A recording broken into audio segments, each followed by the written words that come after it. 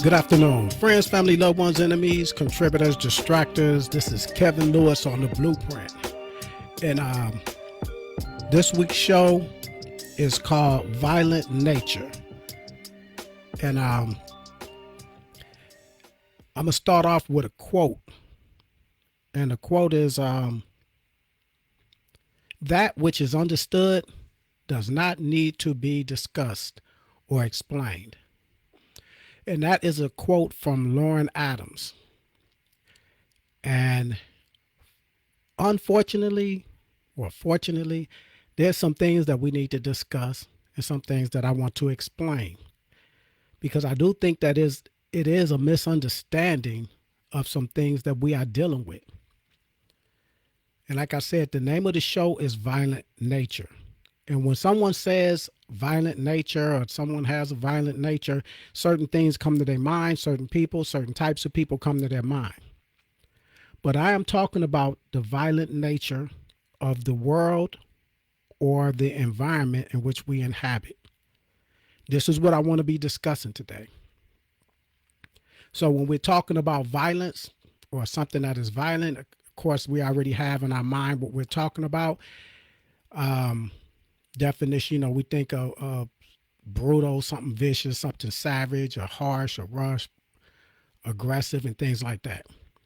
The definition that I'm going to use for violent is using or involving a physical force intended to hurt, damage, or kill something or somebody. And also, especially of an emotional or unpleasant or destructive type force. So let me slow that down, run that back again. It's using or involving a physical force intended to hurt or damage or kill, simply to kill. Now, when we say something is done violently, we think of it done in a harsh nature or extreme, strong, powerful, vigorous, something like that, which is not always the case if you look at the definition.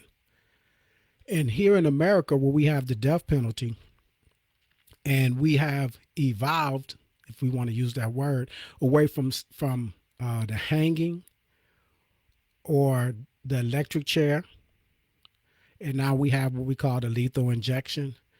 And the way it looks doesn't seem violent, but actually, what has happened, and the intent is violent.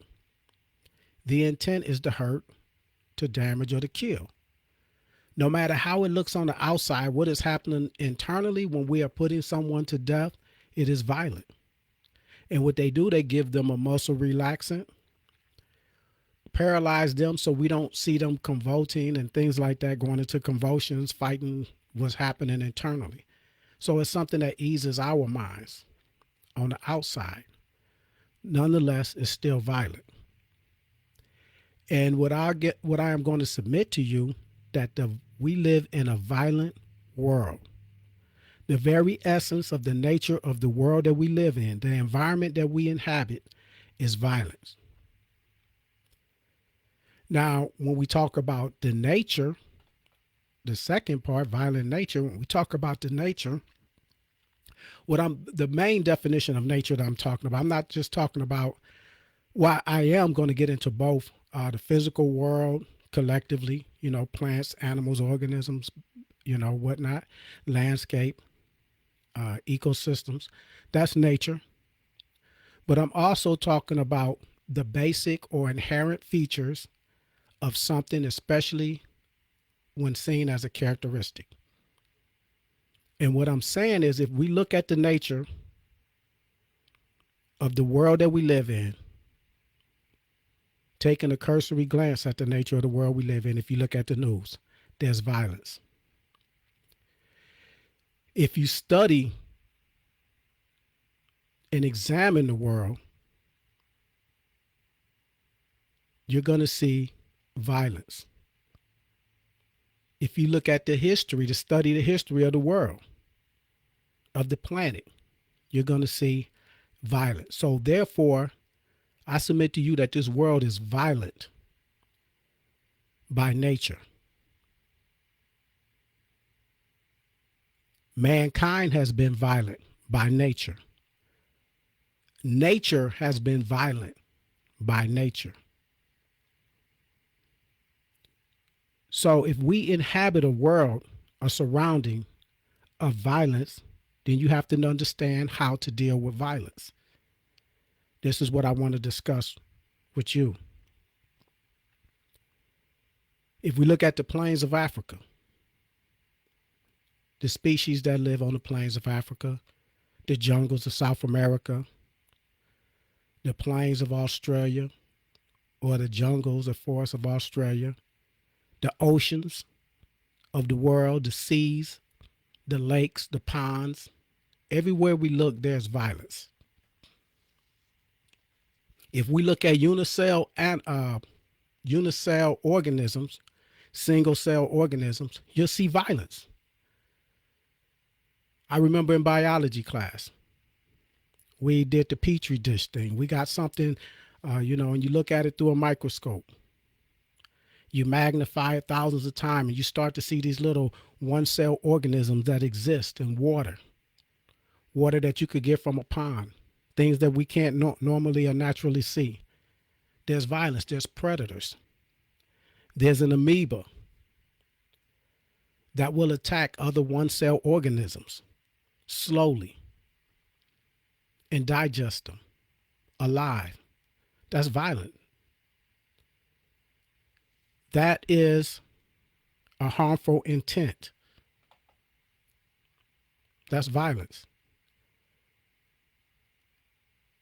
If we look on the tundras of Africa, you have lions, you have all these predators, you have prey animals. The prey animals are living in violence. They might not live by violence, but they're living in violence. They're constantly worried about becoming prey to a predator. You look in the oceans, everything is the same thing. You're either classified as prey or predator, and sometimes you are both. You may prey on other animals and become prey to a bigger animal or something else. That's the nature of this planet, down to the microorganisms. And I always submit that nature is the canvas of the creator. Whoever you think the creator is, whatever you think the creator is, or how things came about, there's no doubt that if you look at nature, there's violence. If you look at America, America was born by violence. If you look at America today, or her history has been a violent history, just as most other countries in this world. If you look at the hierarchy of America today, the rungs on the ladder, if you look at those that are on the bottom rung of the ladder, mostly people of color, black people mainly, they are victims of violence. Those at the higher rungs of the ladder are beneficiaries of violence. Violence is all around us. So don't let anyone tell you, oh, these people are violent. These people in this neighborhood are violent. They have a violent nature. We are living in a violent world by nature.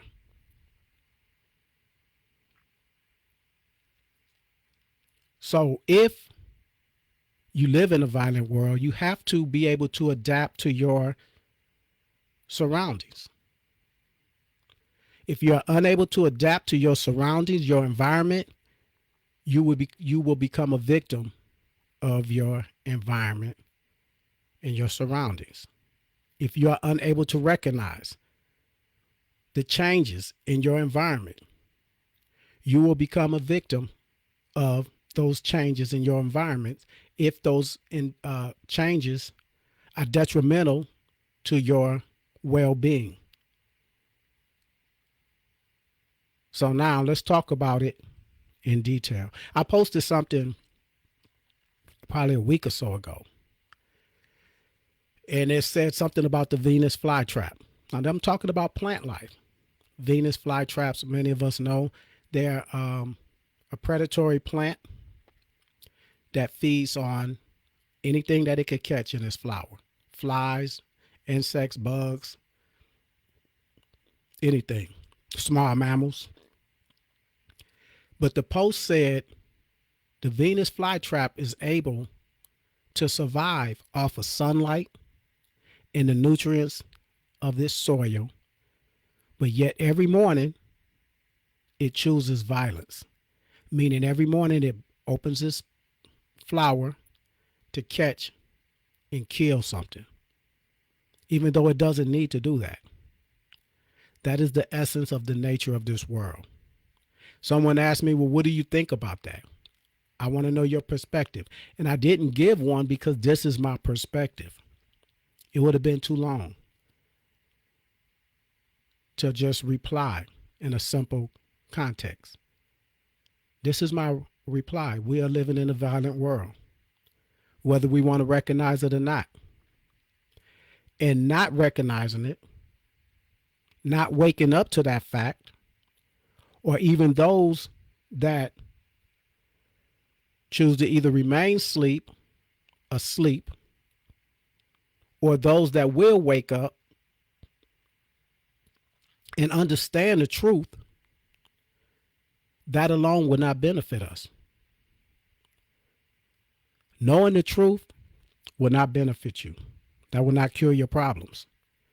The action that is taken is what will cure your problems. If your problems is being a victim of the violence of this world. Now, the thing about nature, excluding mankind, is nature is indiscriminate. Nature has no conscience when it comes to invoking violence, being a predator. You will see every predator on this earth care less about whether that is a baby calf that it is killing or a pregnant mother cow that it is killing. It is indiscriminate because nature has no conscience. A bear, a grizzly bear, knows when the elks are having their offspring and that they can't get away, and that they feast on that time. They walk around looking for the calves that are hidden in the bush. And they don't have a conscience to say, oh, well, this is, I'm going to show pity or something like that. That's an opportunity. Nature is opportunistic. The thing is, the realization that we must face is that mankind is discriminate. Mankind doesn't have a conscience. And since we haven't realized this or come to grips with this, we have fallen victim in the world. We as being black people and the diasporas of Africa. We have to humble ourselves to the realization of our predicament and position in this world. The Native Americans from North America to South America, they were not able to adapt to the changes in their environment.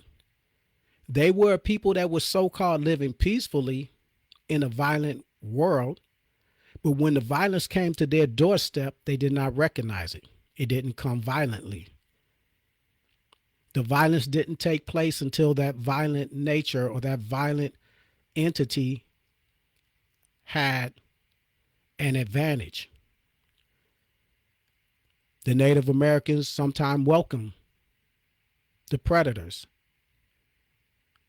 those that was harmful to their existence, those that intended damage and to kill. That was the definition that I gave. Physical force to hurt, damage, or kill. By those means, for whatever they came for, they were willing to do that to get, whether it was resources, gold, metals, or land. They intended to damage, to kill, or to hurt, to obtain what they came for. And the natives was not prepared for the changes that was happening to their environment and the predators that came to their doorsteps. And this is why I say violence is not just how we envision, tenacity and ferocious and, grabbing by the neck or anything like that, attack. Sometimes it's not seen like that, or it doesn't start like that. But it ended up like that. The same thing with the motherland and Africa.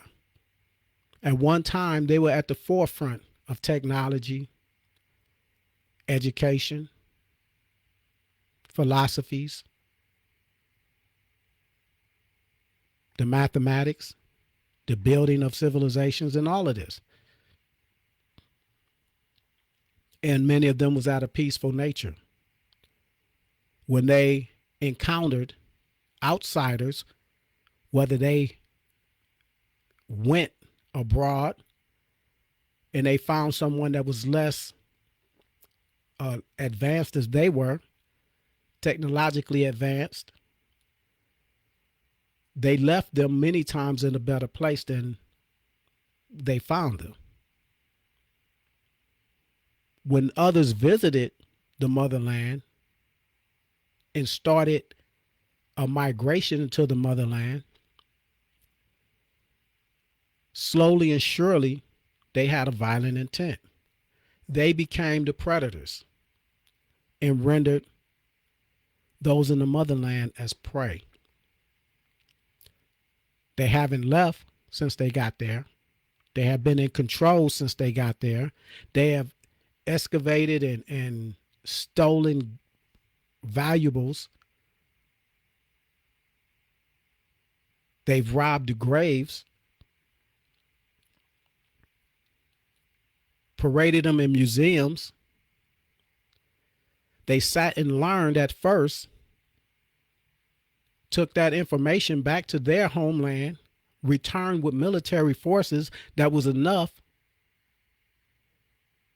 to hurt, to damage, and to kill.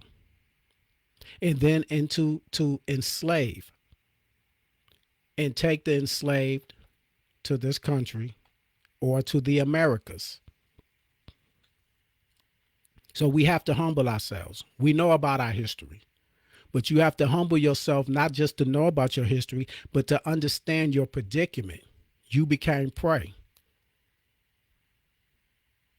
Just like the predators on the savannas, in the jungles, the leopards, the jaguars, the anacondas. They don't come in peace when it's time to feast. We did not recognize what was happening to our environment. Therefore, we fell victims. And we are in that position. And we have to take a humbling look at our predicament and understand where we are at and why we are there. Now, mankind possesses a conscience, unlike the animals. Mankind can discriminate. Mankind should see another infant or a toddler or a baby or a child and have compassion for it. The animals are not able to do that, or they are not willing to do that. They don't have that. It's indiscriminate, but we can discriminate. And the fact that we are discriminate and we pick and choose, and we choose violent, just like that Venus flytrap. We choose violent. Mankind chooses who they want to inflict violence upon and who they want to not inflict violence upon. We see that happening around the world. Many people have compassion for the Israelis. Many people have compassion for the Palestinians. Many people champion the Nazis. You go to gun shows, anything like that over here in this country, you see Nazi flags. You see groups that use the Nazi symbols and flags and whatnot. You have people that have sympathy for those that were victims of the Holocaust. This is mankind. So if you possess a conscience and you choose not to use it, to me, that is even more barbaric than those that don't have a conscience. And it is not in their makeup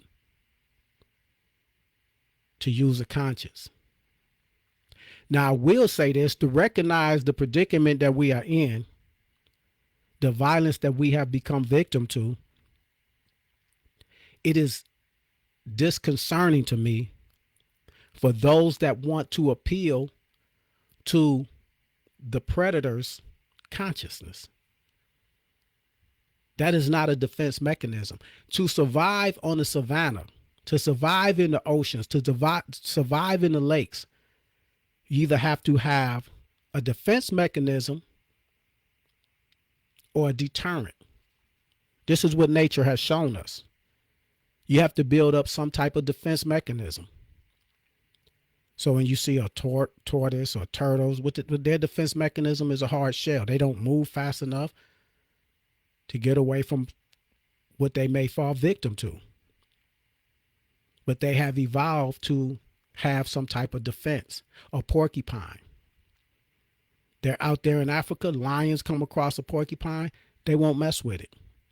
Or if they did, they will learn the hard way.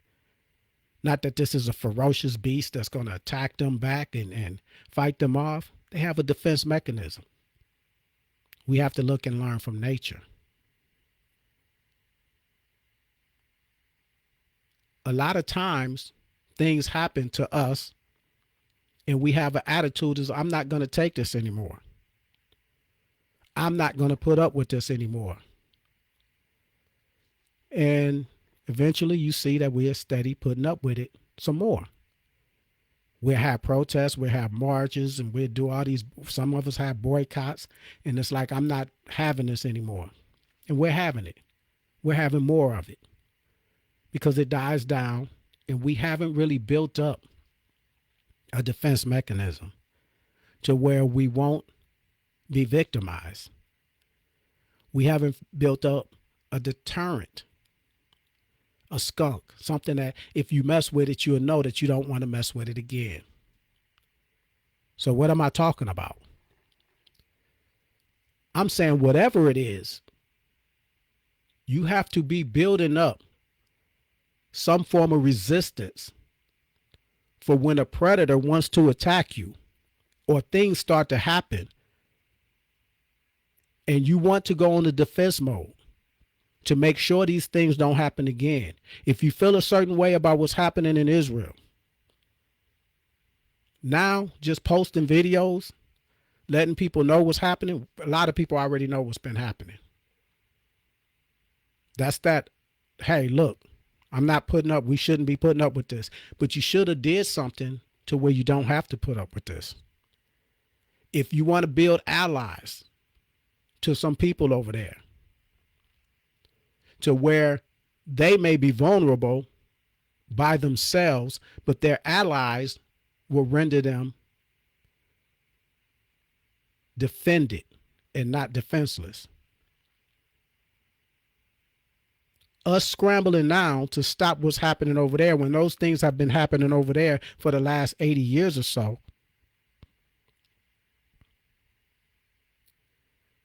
is frivolous. Did they not, what has changed? Has these things been happening around the world? You pick a place, South Africa, Nigeria, any African country, the colonization, what has been happening in South America, you pick and choose. Throw a dart at the map of any non-European country, and sometimes even the European countries. What has been happening? If you want to stop those type of things from happening, those places need to have allies. Nothing's going to happen to Canada. Canada, I don't even think if they could say they have a military. I never hear anything about Canada's military. Why does Canada not need a military? Because they are allies with America and they border America. They're neighbors with a bully that won't allow anybody to invade their territory because they'll be too close to America. So basically, Canada hides behind American military force and power. Force and power. Violence. Military. Violence. Even if it's not the aggression or the aggressor. You don't poke the tiger or the bear because of what will happen. In many countries around the world, they become allies with the tigers and the bears and the lions and whatnot. The animals that will be preyed upon have to come up with some kind of defense mechanism to deter any attacks or any wrongdoings from those that have power. We have to understand we are not in a position of power. I'd like to thank some of y'all that showed up so far. Aisha, Coretta, I appreciate you showing up. Sharon, I appreciate you showing up. Sister Hotep, Lede. And Sharon said, animals do not kill for sport. They kill to survive, for food. And that's correct. That's why they don't need a conscience. And actually, man kills for food also. But they choose violence. Animals choose violence. Nonetheless, what their reason for killing for is still violence. If you have a fowl, a chicken, and that fox come to eat it, that chicken doesn't care why that fox is killing it. That chicken doesn't care if that farmer is killing it or the fox is killing it. It's death at the hands of something else. The reasoning is very, very much immaterial. You don't want to get killed by a grizzly bear, nor do you want to get killed by a police officer. There's no consolation in saying, well, my kid was killed by a great white shark or my kid was killed by a police officer on the side of the road. It's still violence. I appreciate the comment. And that is true. Philosophically, it doesn't matter. What I'm saying is it has to be some type of defense from being a victim of violence, regardless of the reason. And you have to adapt to your environment. We have weapons and we do certain things to stop bears and predators from coming into our cities or whatnot. But we are unable to do anything as a people, as a black people in this country, to stop the predators from preying on us or preying on us indirectly, which I'm going to get into that when we talk about reparations and the mindset that we have of not being able or having the mindset to defend ourselves. So you have to be able to adapt to the environment and things that's changing. When they come up and they say this thing, the meek shall inherit the earth. When the meek inherit the earth, they're not inheriting the earth as meek. They're not inheriting the earth as the meek. There has to become a change within those that are meek. When they say this boy, this frail child should one day become king and rule a nation, he is not going to rule it as a boy, as a frail boy child that's going to be sitting on a throne with a crown that's too big for his head. There's going to be changes that is going to be made. He is going to develop into a position. The meek inheriting the earth. The meek is the state that you are in now, but you are not going to be able to inherit the earth if you remain in that predicament. So the problem is we are remaining in a predicament when we want to consider ourselves the meek, those that are unable to defend themselves, those that have a certain nature that is very turn the other cheek,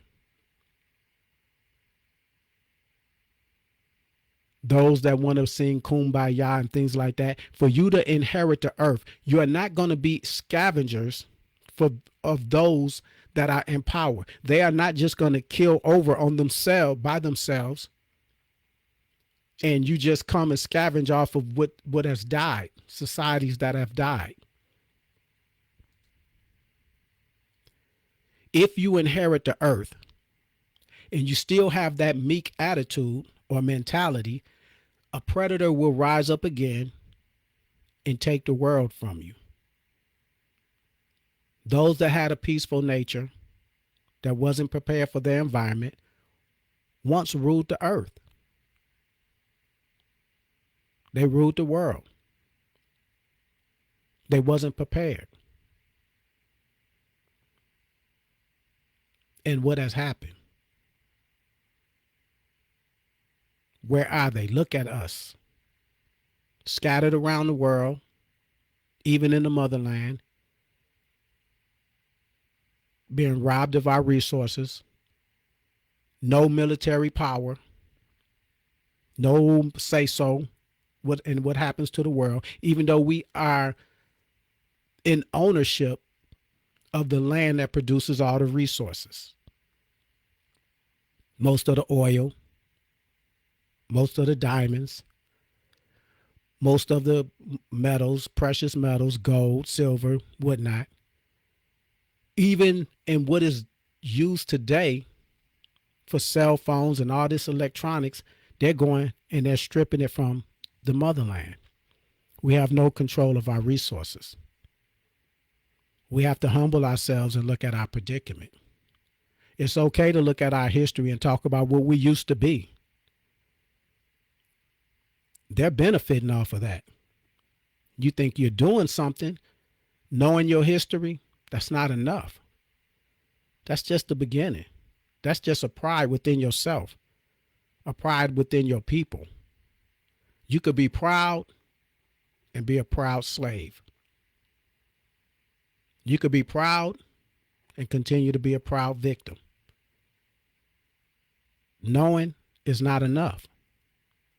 The action that you take, the preparation that you make, the movement that you need is what is going to save your people. You have to start it. So many times when people are talking, they want to rattle out all this trivia. That's all it is. Do you know who the first people that did that? That's trivia. And do you know the first people, and it becomes trivia. We were the first ones to have civilization. That's trivia. That's great. That's a great answer to a question. But that ain't the answer to a problem unless you make it the answer to your problem. And that is the beginning of a task. That's what I submit to you. Understand your environment. Understand what it's going to take to get where you need to go if you have a goal on getting somewhere, or at least a goal to protect yourself. Sitting up there telling people, y'all need to boycott Pepsi Cola, y'all need to boycott Pizza Hut, whatever, or these candidates that back Israel no matter what, and you talking about it's too late to do anything about what's happening now. But you need to start doing something about things so they don't continue to happen. This is what I'm submitting to you. We have to evolve out of where we're at. Defenseless. Here in America, we're defenseless because we don't have any type of way of defending ourselves against the system. That's a cold, stark reality.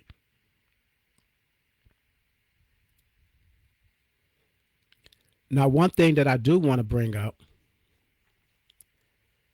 is a lyric. I remember this lyric, and for some reason it's stuck in my head for years. And it's something that Joe Budden said in one of his lyrics. And I'm going to paraphrase basically. And what it said was, we like basically you're watching the game. He said, you watch it from TV, but I'm watching courtside. He say, I'm one up, but you're thinking the score is tied. So what does that mean? I can tell you what it means to me. The same game is happening. Those that are courtside, they're able to see things up close and personal. They have an advantage. They have a vantage point that you don't have.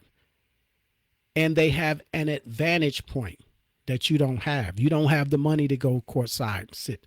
Those are where the better off, the well off people, they sit courtside in the game that everyone wants to watch. This is life for many of us.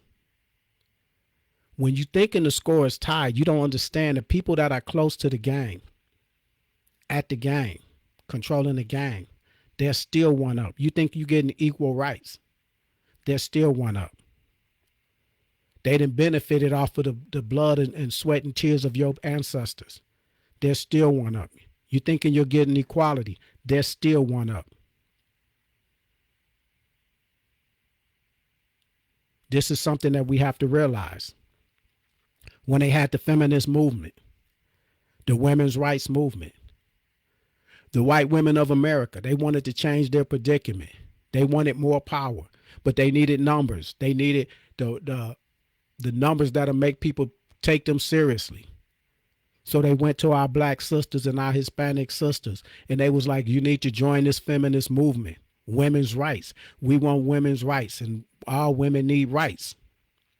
They improved their position.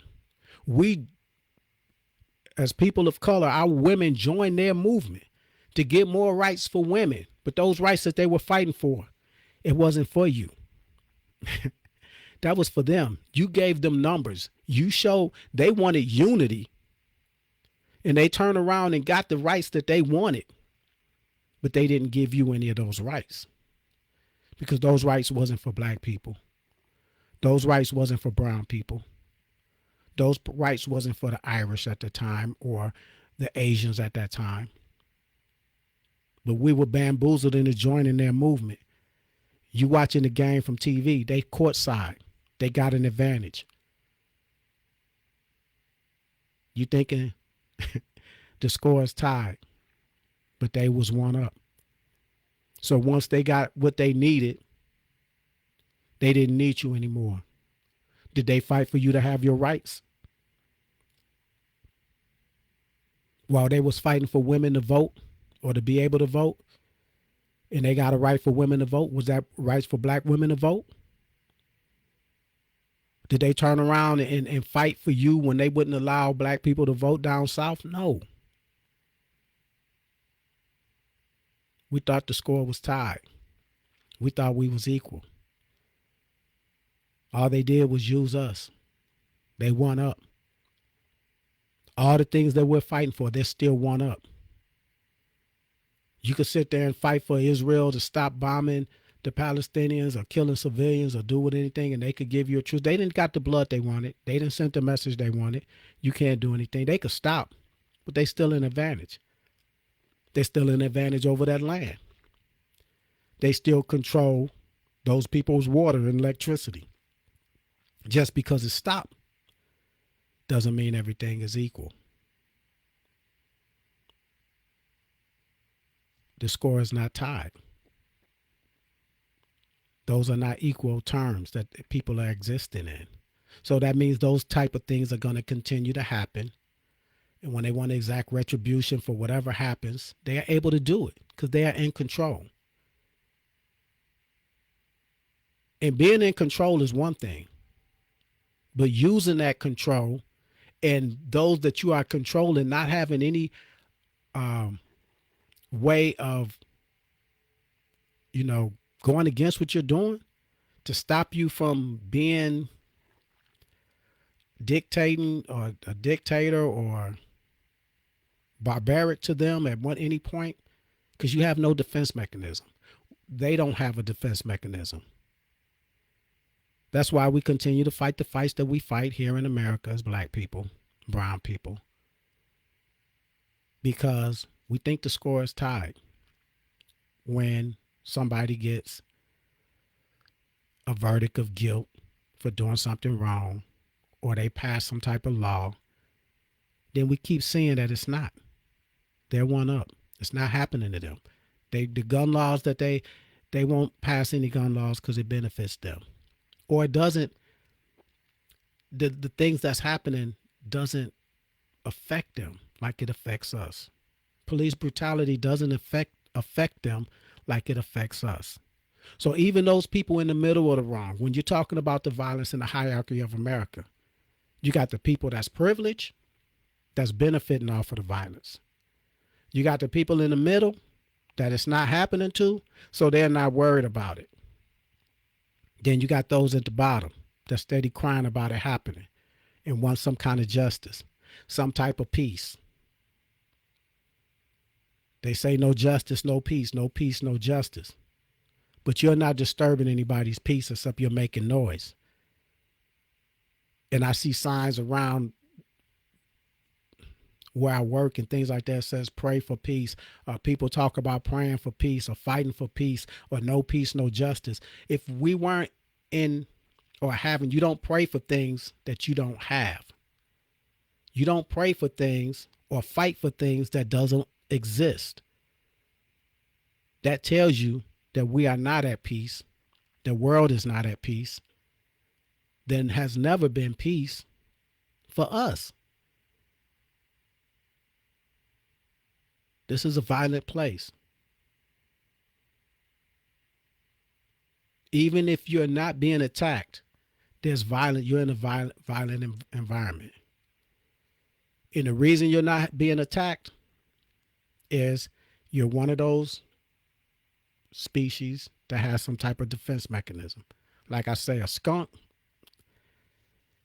they pretty much go where they want in nature. They got a defense mechanism, a deterrent. A porcupine, they got a deterrent.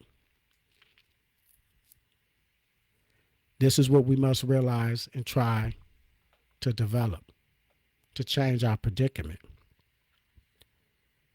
Now, when I was talking about the feminist movement, that's an example of how people will use you to get what they want and get what they need out of you,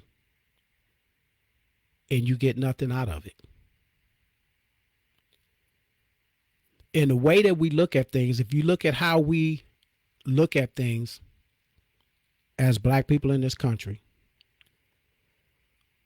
when we talk about reparations, and you could tell me anybody that you know that's talking about reparations, when Ice Cube came out with this black contract for Black America, that shows you the mindset of our people and how we think and how we don't think. Now, I applaud the brother for his efforts. That's fine. Trying to come up with some contract that you don't, I'm supposed to be part of some contract that I don't have any say-so to. Or black leaders or black people or whatever, some of the leaders that we would want, some of the Dr. Claude Andersons and the Farrakhan's or whoever you see as black leadership that's not under the thumb of this system. If you're not consulting those type of people and you're coming up with some type of contract for Black America, and your contract is talking about so much money in someone's bank account, if any of us took the time to look at the contract for Black America, and some people say, well, that's better than doing nothing. That means that we need to do something. Because what you're talking about, anytime somebody's talking about reparations, what you're talking about, free schooling, free education, college. I'm talking about college and whatnot. What you talking about? No taxes. Taxes on what? An income that you don't control when you're working for somebody else. The man on the corner, the homeless man, he don't have taxes. They could render you homeless and unemployed at any moment because they have that power. You're talking about them putting money in a bank account. For every black person in this country, we get so much. That's a stimulus check because we turn around and we giving it right back to the economy. It doesn't matter. That's not reparations. We say, well, they gave the Asian people this much money for what the score is not tied. Them giving them money and them giving us money, that's a different game. They haven't played in the same circumstances, the rule book that we played in. You're talking about doing World War II. A couple of years of being put in a concentration camp or whatever, holding cells or whatever, until the war was over with. That's not the same thing as 400 years, 300 years of blood, sweat, and tears. You thinking you want what somebody else got when they haven't dealt with what we had.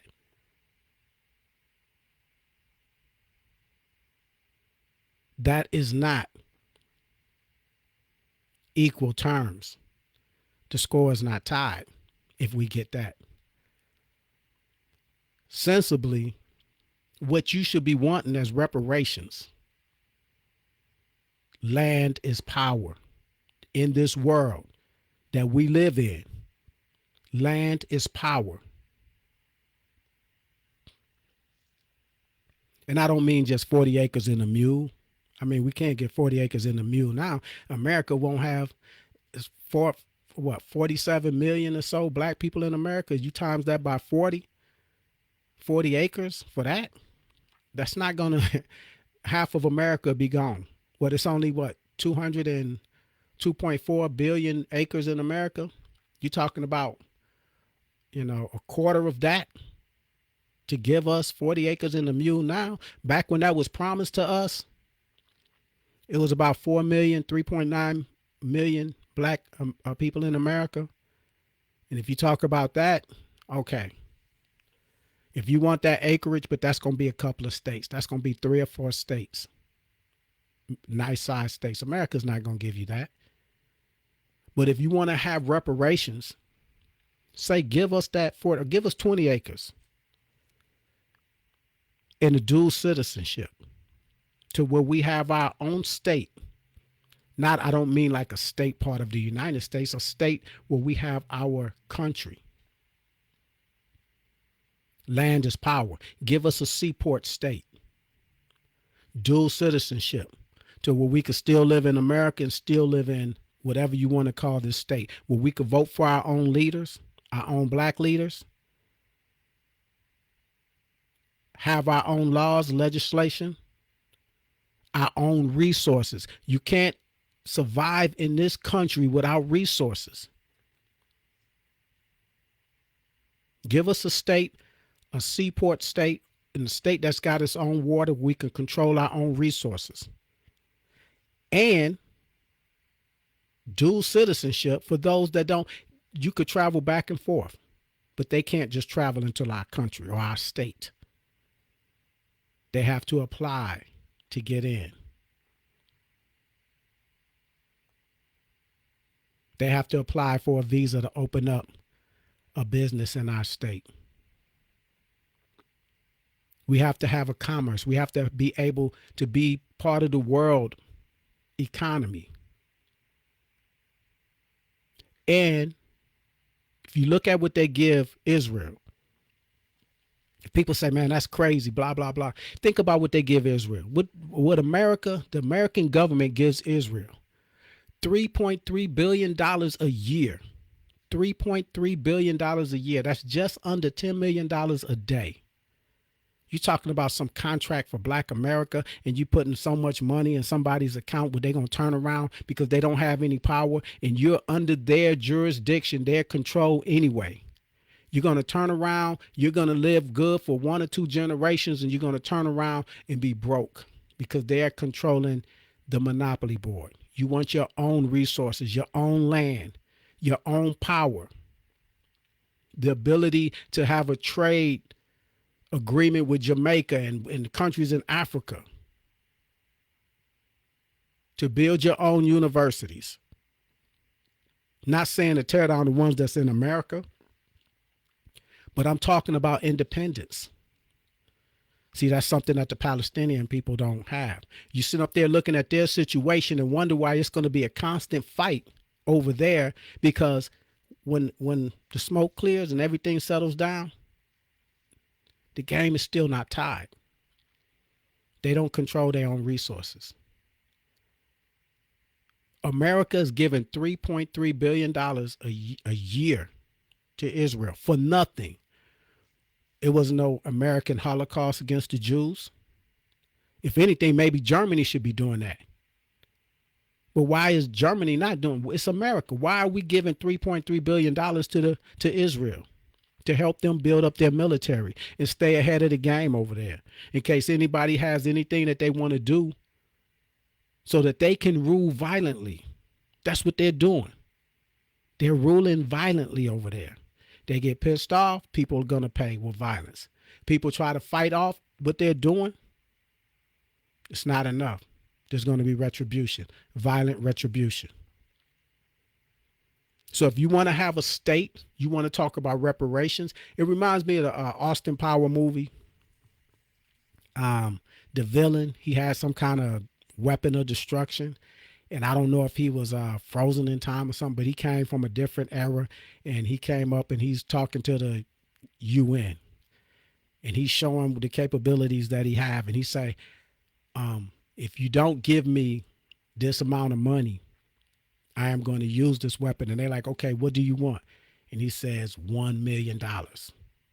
Because at the time that his era, that was a lot of money. Now America loses $1 trillion a year that they can't even account for when they do their budget. And they looking at each other like, $1 million? He just say $1 million?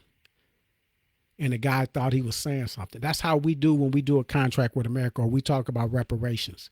When you're not talking about land, you're not talking about resources, you're not talking about power.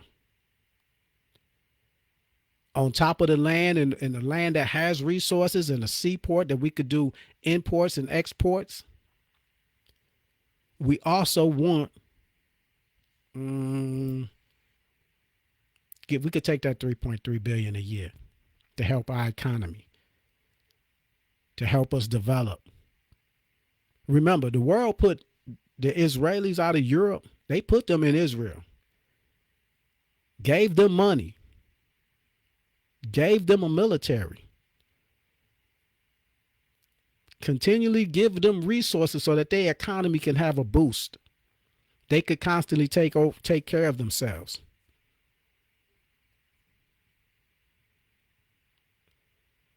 What are we asking for? What are we doing? What is a defense mechanism from the conditions that we're facing? Not everybody got to go live in this state that they develop for and probably, I'm telling you, most of America probably be happy to get rid of a whole lot of us and have their own utopia and be able to just pick and choose some athletes, football players and basketball players and whatnot. I mean, they do that in college anyway. Some of us sit up there and be loving Colorado and all these Texases and Alabamas and stuff. They doing the same thing. Mostly white institutions, a couple of blacks to play their sports, make some money for them. To them, that's a good deal. We think we benefiting off of it. They definitely benefiting off of it. The TV stations, the networks are benefiting off of it. Some of those players make it big, some of them don't. 1% of them don't, but they chase their dream. Then it's back to reality, defenseless. Some of them get some money and think they got some type of defense mechanism that it's not going to happen to them, and slowly and surely some of them find out. But the score is not even. We thinking the score tied. We watching from afar and they sitting courtside in a bad predicament is what we're finding ourselves in. We have to think differently. We have to think about ourselves differently. We can't run to them and say and try to appeal to the predators to stop attacking us. That's just like what's happening over in Israel. You're not going to be able to appeal to those people to stop doing the things they're doing, especially when they're benefiting. And some of those people that we're sitting here um,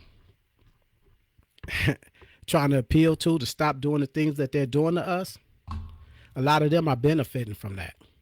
So it's not going to happen.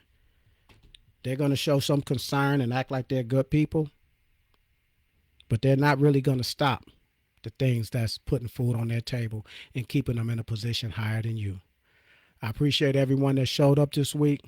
Kevin Lewis on the Blueprint. Hopefully I'll have a better show for y'all next week. Peace.